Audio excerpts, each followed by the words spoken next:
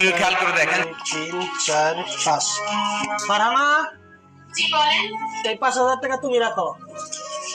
আর আপা, এখানে 30,000 টাকা আছে, এটা তুমি রাখো। ঠিক আছে বাবা। আপনি সবসময় আমার সাথে এরকম করেন। আমাকে দিলেন মাত্র 5,000 টাকা আর আপনার বাবাকে দিলেন 30,000 টাকা। আপনি সবসময় বেইনসাফি কাজ করেন। ও, এই সমস্যা। আচ্ছা তুমি বসো, আমি আসতেছি। আব্বা, টাকাটা দাও তো একটু। এই নাও 30,000 টাকা, আর ওই 5,000 টাকা আমারে দাও।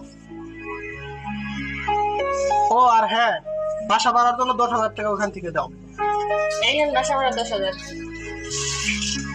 ও, আর এই মাসের বাজার খরচ 10,000 টাকা। আচ্ছা ঠিক আছে, এই নেন 10,000।